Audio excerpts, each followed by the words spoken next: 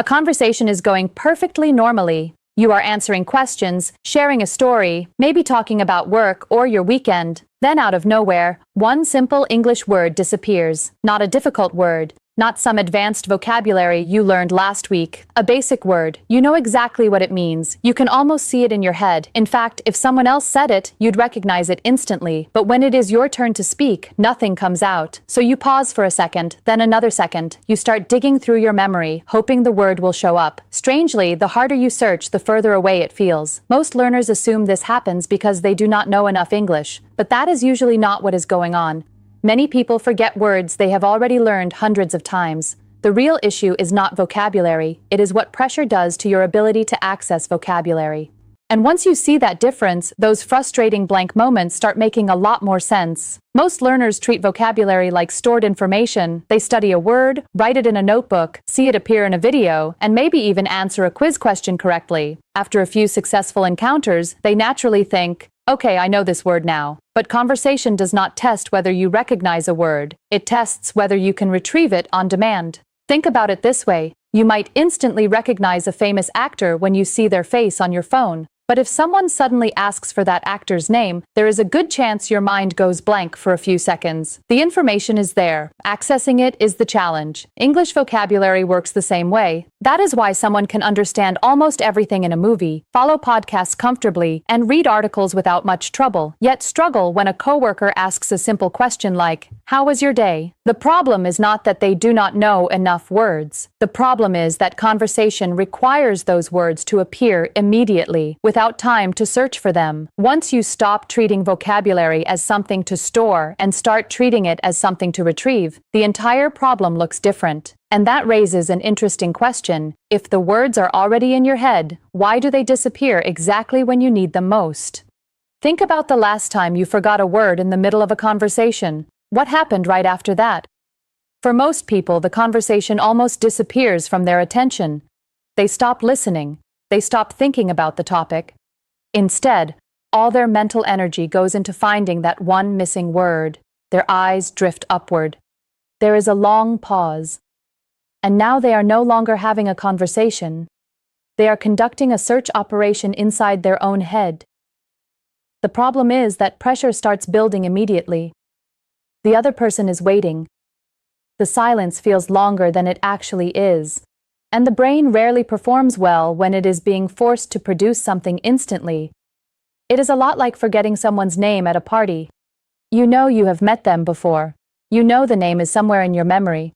But the harder you chase it, the more stubbornly it refuses to appear.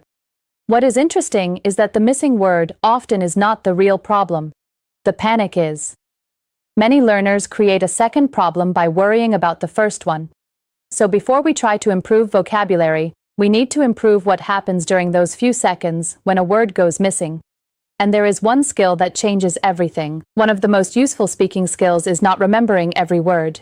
It is learning how to keep going when you do not remember one. Native speakers do this all the time without thinking about it. If they forget a specific term, they simply describe the thing they are talking about. The thing you use to open a bottle, the machine that dries clothes, the place where they repair phones. The exact word may be missing, but the message still gets across. And that is what matters. Many English learners treat this as a failure. They think if they cannot produce the precise word, they have made a mistake. But conversation is not a vocabulary competition. It is communication. If the other person understands you, the conversation is working. In fact, something interesting happens when you stop obsessing over the missing word. Your stress level drops. The conversation keeps moving. And quite often, the word suddenly comes back on its own a few moments later. The ability to adapt is far more valuable than most learners realize. And once you notice that, you start seeing fluency in a completely different way. One of the most useful skills is not remembering words. That sounds backwards at first because most learners assume fluency comes from having a bigger vocabulary. But think about what actually happens in a real conversation. Nobody gives you time to search through your mental dictionary. People are talking, responding, changing topics, and expecting you to keep up. That is why one of the most valuable speaking skills is learning how to continue communicating even when a word disappears. Native speakers do this all the time. If they cannot remember a specific term, they simply describe it. The thing you use to open a bottle. The machine that dries clothes. The place where they repair phones. The conversation keeps moving. The listener understands.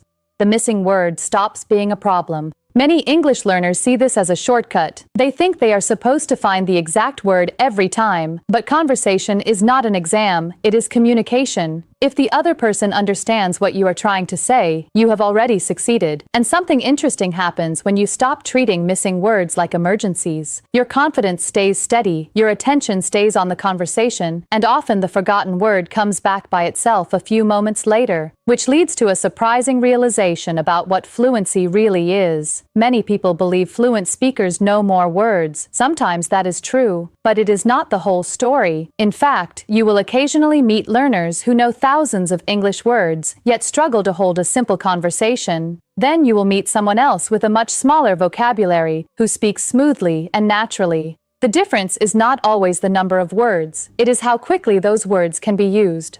A learner might know 10 different ways to describe being tired, worried, excited, or disappointed. A fluent speaker may use only 2 or 3 of those words regularly, but they can access them instantly without stopping to think. And that is what conversations reward.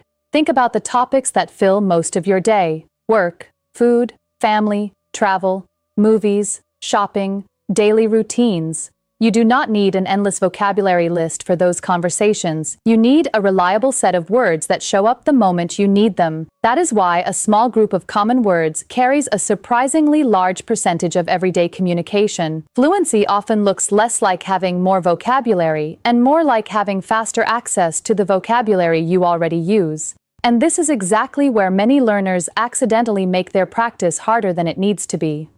A lot of vocabulary practice happens in isolation. You learn a word from a list, you see it on a flashcard, you translate it into your native language and maybe review it a few times until it feels familiar. There is nothing wrong with that. The problem is that real conversations do not happen one word at a time. They happen inside situations. Take the word reservation. You can memorize its definition in 30 seconds. You can recognize it in a quiz and get the answer right. But that is very different from using it while booking a hotel room, changing travel plans, asking if a table is available, or calling customer service because your reservation disappeared from the system. Now the word is connected to an experience, and that is what your brain remembers best. Think about how you remember directions to a place you have actually visited versus directions you have only read on paper. The real experience is easier to recall because it has context attached to it. Vocabulary works the same way. Words connected to situations, emotions, and experiences tend to show up faster when you need them. So instead of constantly asking, "What new words should I learn?" a better question is, "Where am I actually going to use them?" Another reason words disappear has nothing to do with vocabulary at all. It has to do with timing. Many learners try to build the perfect sentence before they open their mouth. They are checking grammar, choosing the best vocabulary, adjusting pronunciation, and mentally reviewing everything for mistakes. Meanwhile, the conversation keeps moving. It is a bit like typing a text message, deleting it, rewriting it, and editing it again while the other person is standing right in front of you waiting for an answer. At some point, the brain has too many jobs to handle at once. And when that happens, something usually gets dropped. Often it is the word you were trying to remember. This is why a simple answer delivered immediately is usually more effective than a perfect answer delivered 10 seconds later. If someone asks, "What did you do this weekend?" saying, "I visited my cousin and watched a movie," is far more useful than spending several seconds searching for a more advanced sentence. Real conversations reward flow, they reward responsiveness, they reward clarity. Perfection comes much later. And once you stop carrying that extra mental load, another hidden habit becomes much easier to notice. Let's talk about a habit that quietly slows down a lot of English learners: translation. For many people, every conversation follows the same hidden process. They hear a question in English, translate it into their native language, think of an answer, and then translate that answer back into English before speaking. It feels normal because that is how most learners start. The problem is that every extra step creates another opportunity for hesitation. Imagine someone asks, "What did you do this morning?" Instead of answering directly, your brain first switches languages, builds the response, searches for the right vocabulary, and then tries to convert everything back into English. All of that happens in a matter of seconds, and during those seconds, words can easily disappear. This is one reason conversations often feel harder than reading or listening. The solution is not trying to think of more advanced answers. It is usually the opposite. Practice building simple responses directly in English. I went for a walk. I made breakfast. I answered some emails. Short, clear, immediate. The goal is to reduce the distance between thought and speech, because every step you remove makes it easier for words to arrive when you need them. And that reveals another reason vocabulary often feels stronger than it actually is. There is also a hidden reason some words never seem to show up when you need them. You recognize them, but you never actually use them. A lot of learners spend hours watching English videos, reading articles, listening to podcasts, and consuming content every day. That is valuable. It helps you understand more of the language, but understanding a word and producing a word are not the same skill. Think about someone who watches cooking videos every night. They know what ingredients go together, they understand the recipes, they can explain the steps, but if they have barely cooked anything themselves, they'll still feel awkward in the kitchen. Language works the same way. Watching and reading build recognition, speaking and writing build retrieval, and retrieval is the skill conversations depend on. That is why some words feel familiar when you hear them, but disappear when you try to say them. Your brain has seen them, it just hasn't practiced calling them into action. So when you learn a useful word, do not leave it sitting in your notes. Use it the same day. Send a message with it. Record a short voice note. Write 3 simple sentences. At this stage, the goal is not more exposure, it is activation. And once you start activating vocabulary, instead of just collecting it, you will notice a pattern that changes how you practice entirely. Here's a simple exercise that reveals far more than most vocabulary tests ever will. Pick one topic you talk about regularly: work, school, fitness, travel, family. Then set a timer for 5 minutes and talk about that topic out loud without using notes, dictionaries, or translation. Just speak. You will probably get stuck a few times. That is normal. The important part is what you do next. Do not stop the exercise to search for missing words. Keep talking, describe around them if necessary, and make a note afterward, not during, afterward. This trains the skill that real conversations actually require,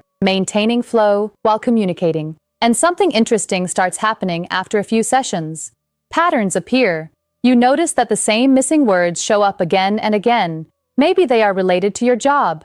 Maybe they are connected to your hobbies or daily routine. Those are the words that deserve your attention because they are part of your real life, not a random vocabulary list. And vocabulary connected to real situations tends to stay available much longer, which leads to one final realization that completely changes how many people think about fluency. At some point, you will notice something that takes a lot of pressure off. Forgetting words never completely goes away, not when you are intermediate, not when you are advanced, and not even when you are a native speaker. Everyone has moments when a word sits just out of reach. The difference is not who forgets words and who does not. The difference is how they react when it happens. Fluent speakers do not stop and treat the moment like a crisis. They adapt, they switch to simpler language, they describe the idea another way. They keep the conversation moving. Most of the time, the listener barely notices anything happened. That is why fluency is often misunderstood. People imagine it is the ability to speak perfectly without hesitation. But real fluency looks much more practical than that.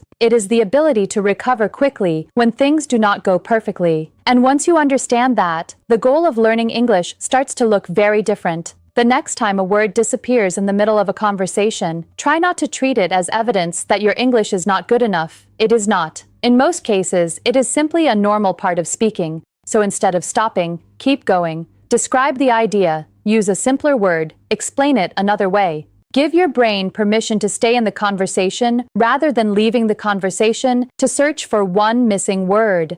Something surprising often happens when you do that. The pressure fades, your attention returns to the discussion, and the word you were desperately looking for suddenly comes back on its own. That is why fluent speakers aren't people who never forget vocabulary. They forget words too. The difference is that they do not get stuck there. They adapt and continue, and that small shift, from panic to adaptation, can make your next English conversation feel easier, smoother, and far more natural.